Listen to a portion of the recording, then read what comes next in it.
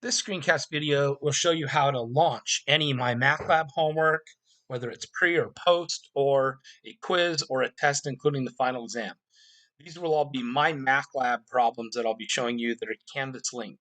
So the class I'm going to be using that is the fall 2023 fully online Math 160 class as an example, the Math for Everyday Living. So it doesn't matter what Canvas class you're in, when you're doing an assignment, you should always click the syllabus button. Do not click assignments. If you do click assignments, it's going to break down all the problems by the pre-assignments and the post-assignments and each of the categories, and they all have their own assignments that are all sort of staggered. So these are all the pre-assignments from September through December or November, and these are the post-assignments again. But if you click the syllabus button, all of those assignments will be listed chronologically, all meshed together in chronological order here. So this is the way that you should be launching your homework and seeing what is due next. Click the syllabus button. I know it doesn't seem like what you should, but you click the syllabus button and look down here in the course summary section. So the first assignment is a math attitude paper for the Math 160 students that the pre-cal students won't be doing, but this is for the Math for Everyday Living students. That would be, you would click on that link, but that's not a MyMathLab assignment. All these assignments that say MML or quiz or eventually midterm, those are all going to be MyMathLab assignments. And so when, if you want to launch an assignment, you should just click all these hyperlinks in the course summary section in order to start doing any assignment, even included the Canvas one. So I just want to click on the post 2A assignment here to show you how to start this assignment in MyMathLab through the Canvas class. To get in, you go through the Canvas class, click the syllabus button, and then click the link for this particular assignment. So there's 14 questions in this section, and if I just click on question 1, it might just be a multiple choice question, or maybe it's got, I don't know. It might be this. In this case, it's just asking you to write a number as a fraction. So you can get help, like I mentioned before in another video, if you want. There are two different ways to actually present this number. If it's an improper fraction, 3.25 is 3 1/4.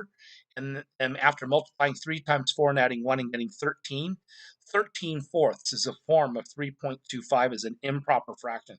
So if I click this fraction button down here in the template, it creates a field here for writing a fraction.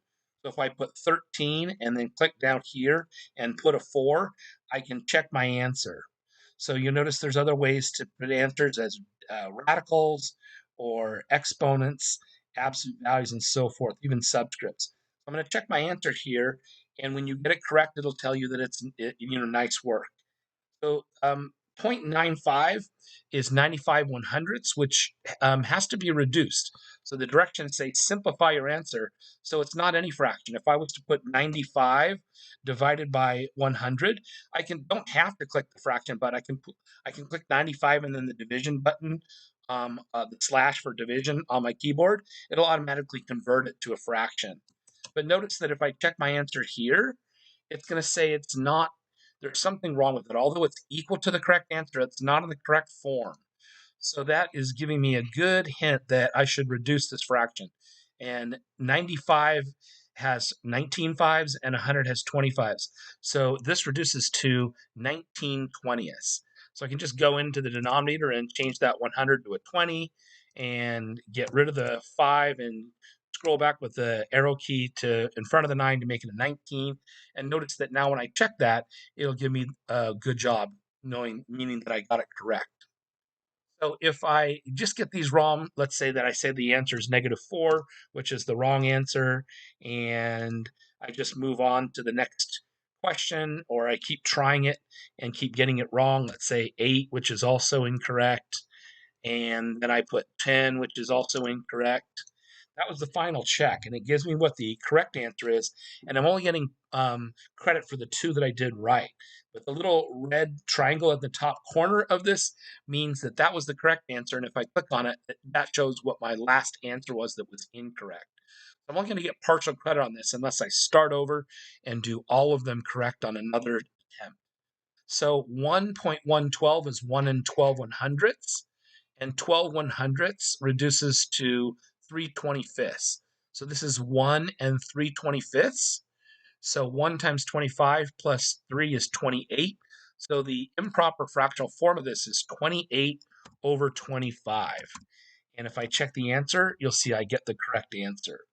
I will also show you in class how to use a calculator that has fraction capabilities to convert this decimal into a fraction as well. 5.5 is 5.5. If you ever can't see a problem, you can scroll down here to get down to the field below it to see more of the problem if it's not all viewed in the present window. So 5.5 is 11/2. So again, I can push 11 and then the division bar, and it'll automatically create a fraction where I can put the 2 for the denominator. You'll notice that I got 4 out of 5 correct, so that if I move on, oh boy, there's actually 8 problems here.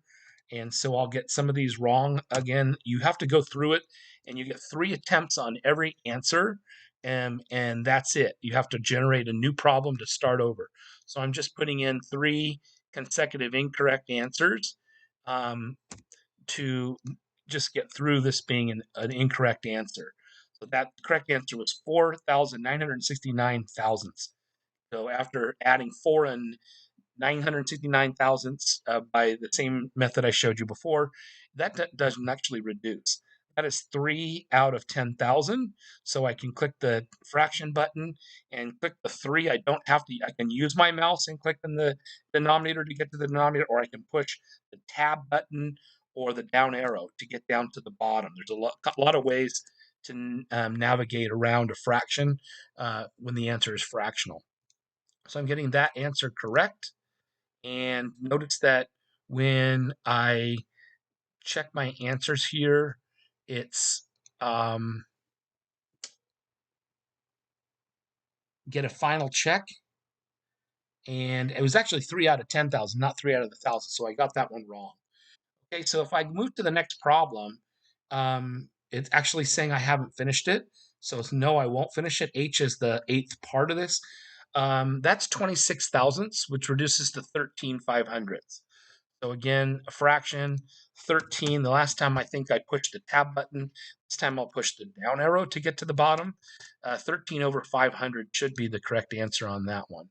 So you'll notice that up here, well, it's moved on to the other problem. But if I go back, you'll see that it has a red X and a green check. And if I hover over that, it shows partial credit. And any problem that doesn't have a red corner, a little red triangle in the corner, I got right. But anyone that does have a red triangle, the correct answer is shown, but when I click on it, it shows my last of the 3 attempts that I used as my answer.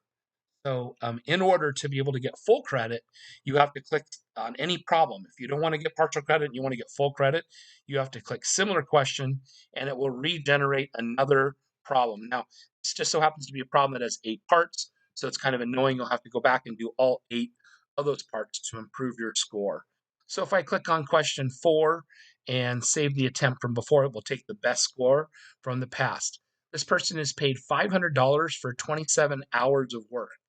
So as we'll see in class when we're doing problems like this that involve rates, you're going to divide 500 by 27, and rounding to 2 decimal places makes sense. That's a pun. A cent is 100th of a dollar, and the hundredths place is the second decimal place. So dividing 500 by 27 yields 18.518 repeating. So when you round to the closest hundredth, the one that's in the hundredths place will round to an 8. I'm not sure if I can launch my graphing calculator here fast enough to show you how I would take the answer from my calculator and round it in the correct place. It's just going to take a little while here for me to launch my TI calculator emulator software I have, and I can show you the calculation I did that yielded that 18.518 repeating. Just takes a little patience for that to load. So if I divide 500, I'll go back to the home screen here, and dividing 500 by 27 yields 18.518 518, and that 2 is actually was a 1 that was rounded up to a 2 because the next 8 in the repeating 518 made the 1 round up. So we're going to round right here to the hundredths place, and that 8 is going to make that 1 round up to a 2. So it'll be 18.52 when rounded to the closest hundredth, or 2 decimal places. So going back to the problem, the answer is $18.52 an hour. So here we will click 18.52, putting a decimal answer, and indicate that that's dollars per hour.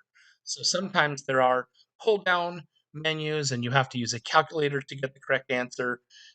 You'll see a lot of different types of problems in MyMathLab. Okay, I hope that helped you to see how to enter questions with different modalities in MyMathLab.